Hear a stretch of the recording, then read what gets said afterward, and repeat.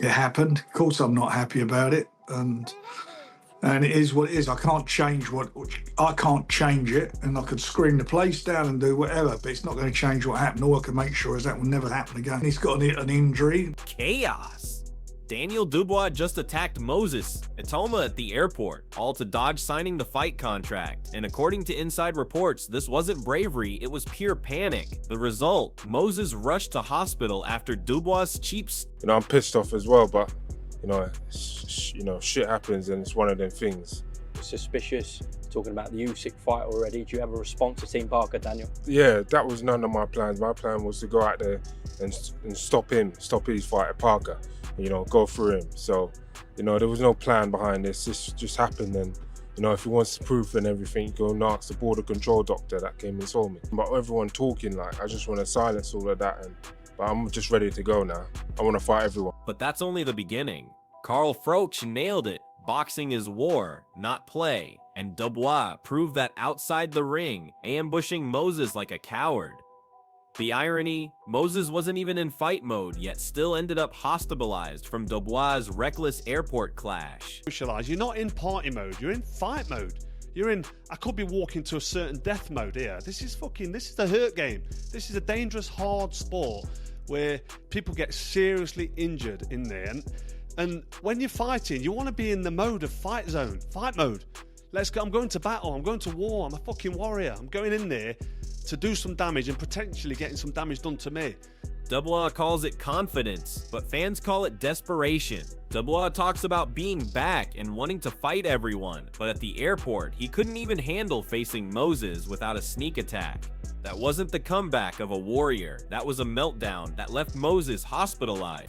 I got on my radar. I want to put someone to sleep again and get back out there and show the people that, I am the man, I'm ready to go, I'm ready for everyone. And the excuses? They only got stranger.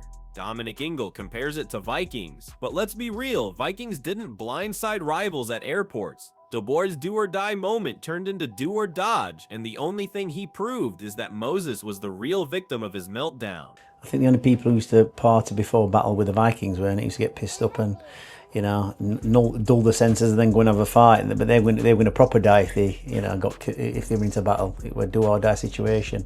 So maybe it's the same mentality, but... And the fallout was impossible to ignore. Dubois claims Moses refused him, but everyone saw the truth. Dubois ambushed him before a contract was even signed. That reckless attack didn't prove hunger, it proved fear. Moses paid the price, rushed to hospital after Dubois' cowardly stunt. So, Daniel, you're in the office for a meeting. Is there some fight news coming soon? Yeah, big news announcing soon, so, I'll let these guys talk about it, but I'm going to be well up for it. And fans weren't buying the excuses. Dave Coldwell's reaction said it all. Dubois crossed the line. This wasn't fight hype, it was assault.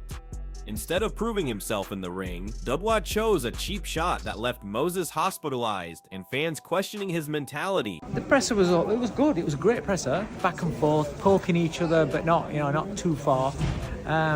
But once you get physical and you touch a man's face, then all bets are off. And then came more voices calling it out. Coldwell confirmed it.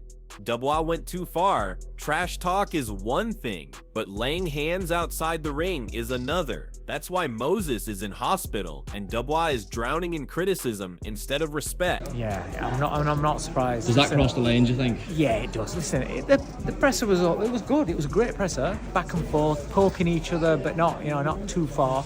But once you get physical and you touch a man's face. Tony Bellew didn't mince his words, and he's right. Dubois' reckless slap could have caused permanent damage. We're not talking about a push and a presser, we're talking about risking Moses' eyesight. Imagine being rushed to hospital because your opponent couldn't wait for the ring. That's not hype, that's endangering a young fighter's career before it's even begun.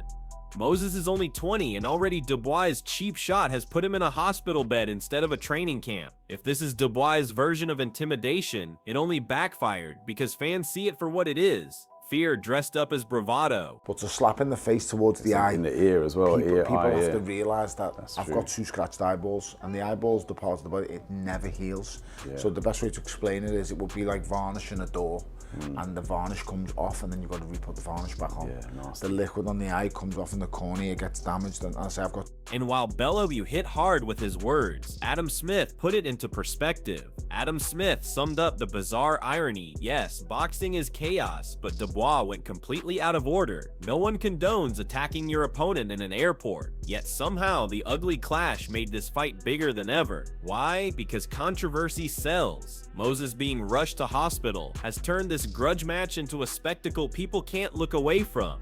Dubois thinks he's gained an edge, but in reality, he's exposed himself as desperate. The world saw it, he couldn't face Moses fairly, so he lashed out. Now instead of focusing on training, all anyone talks about is the hospital trip and Dubois' meltdown. The fight just got hotter, but for all the wrong reasons. Big for the casual fans. Do we condone it? I mean, in boxing terms, should that happen at a head-to-head? Of course not, but these things do happen. This is the fight business, and it's just made it even bigger, and we wait to see what happens next. Duke McKenzie kept it simple. This was out of order. Yes, heavyweights are known for explosive tempers, but there's a line between passion and stupidity. Dubois didn't just cross it, he bulldozed over it. By ambushing Moses at the airport, he turned boxing's hype into a hospital visit. Moses Etoma is just 20 years old, and instead of sharpening his skills for a career-defining fight, he's recovering from an unnecessary assault. McKenzie knows the hurt business, but even he admits this wasn't boxing, it was bullying, and when veterans call you out like this, you know you've lost more than you're cool. You've lost respect. I just wouldn't do it, really. No. He doesn't need to do it. No, I think that was all in. Of course it was. What was amazing about it, right, is his sleight of hand, because when they stood next to each other or in front of each other on the stage, he's empty-handed. So I'm looking at it like from a magician's perspective, thinking, where's the head come from? Yeah. But just before the slap, he puts his left. Amir Khan's advice couldn't be clearer. Don't rush Moses. He's only 20 with time on his side, and yet Dubois' airport ambush has forced the spotlight onto him way too soon. Instead of steady progression, Moses is dealing with hospital visits and headlines for the wrong reason. Khan knows what it's like to be thrown in young, and he's warning against it, but Dubois didn't care. His panic move just accelerated the pressure on Moses. What was supposed to be a slow climb has turned into a chaotic sprint, and that's exactly the kind of distraction Dubois was hoping for. To be honest with you, because when it smashed and the noise it made, that's where I was sort of like, bits were flying everywhere, you know. And like, listen, I think the world we live in today, it will go viral. People will think it's quite amusing. But I'll just tell you one thing: in the fight game, everything changes now about this fight. Like, you don't want to be backstage right now. If I was you, if you see Nigel Benn tonight, run.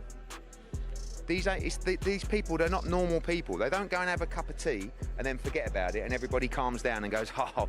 And still, Dubois kept talking about Moses being next on his hit list. Here's the irony. Dubois is talking about next steps and two-time champion status, while Moses Etoma is still recovering in hospital from his airport ambush. If Dubois really wanted to prove himself as a future champion, he'd settle it in the ring, not in an airport terminal. His words sound ambitious, but his actions scream insecurity. Mentioning belts, Usyk, and heavyweight dreams means nothing when your biggest highlight is a desperate scuffle that left your rival hospitalized. Fans aren't seeing the confidence of a warrior. They're seeing the panic of a man who knows Moses has the tools to expose him. Instead of climbing toward titles, Dubois just dragged his reputation into the mud, and Moses, even injured, has become the story. No, you know what? You don't want to rush him. You want to take it easy. You want to take it slow. Don't rush him. Let him enjoy. He's still 20 years old. Let him get to 22, 23 years old, and that's then you start putting him in with the top names in boxing, like the Usyks and like the Wilders or even the Joshuas and the Furies. At the moment, I think you should keep on building him. Let him keep on winning. Amir Khan's advice couldn't be clearer. Don't rush Moses. He's only 20 with time on his side, and yet Dubois' airport ambush has forced the spotlight onto him way too soon. Instead of steady progression, Moses is dealing with hospital visits and headlines for the wrong reason. Khan knows what it's like to be thrown in young, and he's warning against it.